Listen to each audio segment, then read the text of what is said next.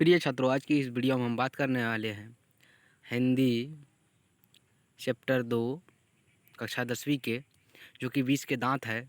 आइए इस चैप्टर के सारे ऑब्जेक्टिव क्वेश्चन को एक जगह हमने कलेक्ट किए हैं, तो आइए इस चैप्टर के सारे ऑब्जेक्टिव को सॉल्व करते हैं। सबसे पहले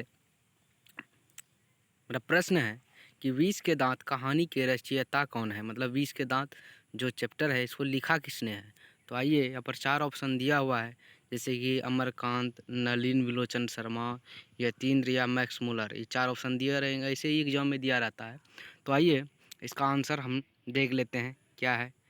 चलिए टाइप करेंगे नलिन विलोचन शर्मा, बी नंबर। ऐसे ही वहाँ पर भी बना के आना है। चलिए दूसरा प्रश्न है, सीमा, रजनी, आलो, शेफाली, आरती पाँचों किसकी बहनें थी। मतलब यहाँ पर दिया हुआ है कि इस चैप्टर में है कि सीमा, रजनी, आलो, शेफाली, आरती पाँचों किसकी बहनें थी। तो यहाँ पर दिया हुआ मदन की, खोखा की, लेखक की, सेन साहब की। तो आइए इसका भी आंसर देख लेते हैं। खोखा की, किसकी थी? खोखा की। इसी प्रकार तीसरा प्रश्न है मेरा, सेन साहब खोखा को क्या बनाना चाहते थे? डॉक्टर, शिक्षक, अभिनेता, इंजीनियर। तो इसके लिए आंसर देखना होगा। चलिए इंजीनियर, डी नंबर। इसी प्रकार है फिर प्रश्न मेरा चौथा कि सेन साहब की नई मोटर कार कितने की थी? 8,500 की, 7,500 की, 6,500 की, 5,500 की। तो आइए इसका भी आंसर हम देख लेते हैं। इसका आंसर 7,500 की। सेन साहब की मोटर कार कितने की थी? 7,500 की। इसी प्रकार फिर मेरा पाँचवा प्रश्न है कि सेन साहब की आँखों का तारा है कार, खोखा, खोखी, सभी। चलिए इसका आंसर देख लेते हैं। खोखा, आँखों का तारा क्या है? खोखा, क्योंकि सेन साहब को एक ही तो एकलौता सुपुत्र था, इसलिए वो आँखों का तारा था। इसी प्रकार फिर मेरा छठा प्रश्न है, मोटर को कोई खतरा हो सकता है किससे? यानी मोटर को खतरा हो सकता है किससे? हो सकता है खोखा, मदन, सीमा, शेफाली, किससे हो सकता है? आइए इसका आंसर देख लेते हैं। इसका आंसर है खोखा से। इसी प्रकार फिर मेरा सातवां प्रश्न है कि नलिन विलोचन शर्मा का जन्म कब हुआ। यहाँ पर 4 ऑप्शन दिया हुआ है, तो आइए इसी में से होगा। जैसे कि ए नंबर में है 14 जनवरी 1915 को, या बी नंबर में 18 फरवरी 1916 को, सी नंबर में है 22 मार्च 1917 को, डी नंबर में है 24 अप्रैल 1918 को। तो आइए इसका आंसर देख लेते हैं। इसका आंसर होगा 18 फरवरी 1916 को, बी नंबर। चलिए उसके बाद फिर प्रश्न है मेरा, खोखा के दांत किसने तोड़े? मदन ने, मदन के दोस्त ने, सेन साहब ने, या गिरधर ने। तो आइए इसका आंसर देख लेते हैं। खोखा के दांत किसने तोड़े? मदन ने। किसने तोड़े? मदन ने। चलिए नौवां प्रश्न है मेरा 9 नंबर का कि 20 के दांत पाठ की विधा है। मतलब 20 के दांत क्या है? निबंध है, व्यक्ति चित्र है, कविता है, कहानी है, क्या है? तो आइए इसका आंसर देख लेते हैं। कहानी है। क्या है? कहानी।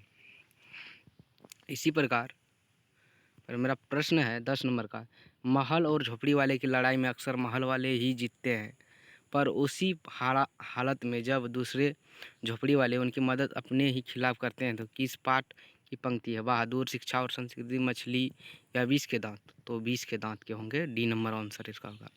चलिए 11 नंबर मेरा प्रश्न है कि किसके अनुसार सेनाओं ने सिद्धांतों को ही बदल लिया था? बेटियों के अनुसार, खोखा के अनुसार, मदन के अनुसार, गिरधर के अनुसार की।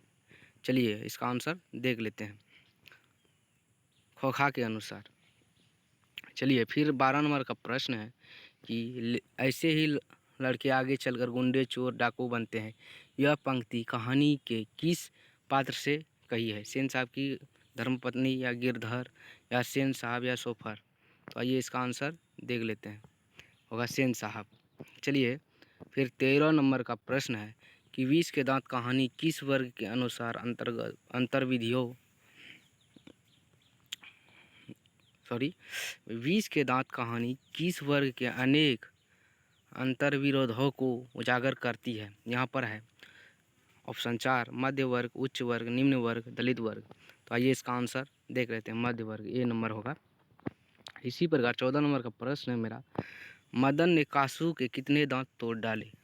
यहाँ पर ऑप्शन में दिया हुआ 4 ऑप्शन 3, 1, 2, 4।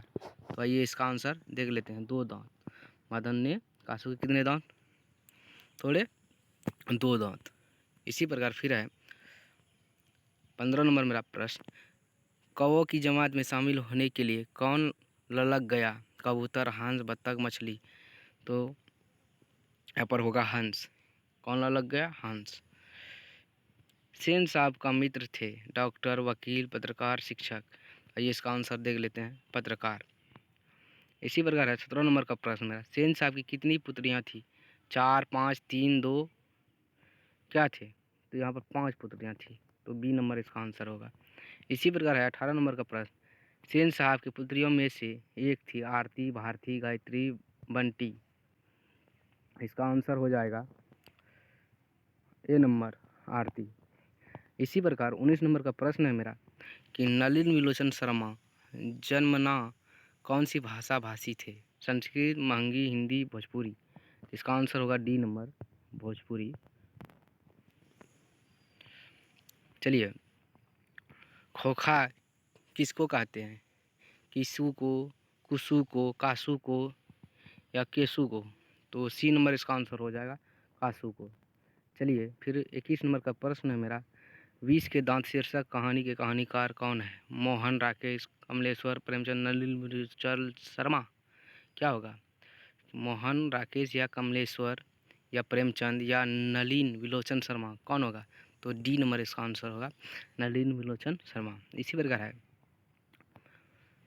22 नंबर का प्रश्न मेरा, नलिन विलोचन शर्मा का जन्म कहाँ हुआ था? गांधी घाट पटना में या कृष्णा घाट पटना में या बदरघाट पटना में या रानी घाट पटना में? तो आइए इसका आंसर बदरघाट पटना में। सी नंबर आंसर है इसका। चलिए इसी प्रकार है 23 नंबर का प्रश्न कि नलिन विलोचन शर्मा के पिताजी का क्या नाम था? पंडित रामावतार शर्मा, पंडित कृष्णा अवतार शर्मा या पंडित मृत्युंजय शर्मा या पंडित दशावतार शर्मा। तो आइए इसका आंसर जान लेते हैं। इसका आंसर पंडित रामावतार शर्मा, ये नंबर होगा। इसी प्रकार है 24 नंबर का प्रश्न मेरा, दृष्टिकोण किनकी रचना है? रामावतार शर्मा की, नलिन विलोचन शर्मा की या मोहन राकेश की या प्रेमचंद की?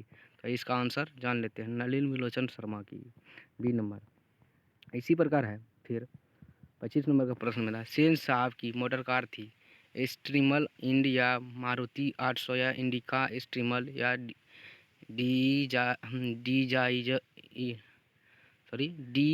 Jair motor car. क्या होगा? यहाँ पर ए नंबर होगा, स्टीमल इंड की। तो ए नंबर आंसर इसका। इसी प्रकार 26 नंबर का प्रश्न है मेरा, सेन साहब की मोटर कार किस रंग की थी? नीले रंग की, लाल रंग की, काले रंग की, उजले रंग? तो यहाँ हो जाएगा इसका आंसर स्टीमल इंड कलर की।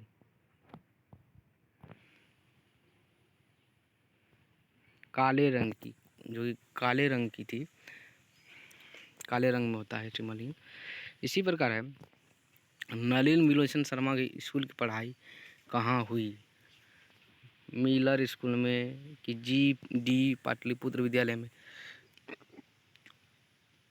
या पटना हाई स्कूल में या पटना कॉलेजिएट स्कूल में? ये इसका आंसर देख लेते हैं, पटना कॉलेजिएट स्कूल में। इसी प्रकार 28 नंबर का मेरा प्रश्न है, मोटर कार को इससे खतरा हो सकता था? किसू से, मदन से, खोखा से, इंजीनियर से? इसका आंसर हो जाएगा खोखा से, सी नंबर। चलिए लास्ट प्रश्न है मेरा, सेन साहब ने किसे खूब फटकार लगाई? गिरधरलाल को, खोखा को, मदन को, शेफाली को? इसका आंसर हो जाएगा गिरधरलाल को। आशा करते हैं यह वीडियो समझ में आए तो ज़रूर ही वीडियो को लाइक, और चैनल में नए हैं तो नए चैनल को सब्सक्राइब ज़रूर कर लेंगे और वीडियो को शेयर भी कर देंगे। धन्यवाद।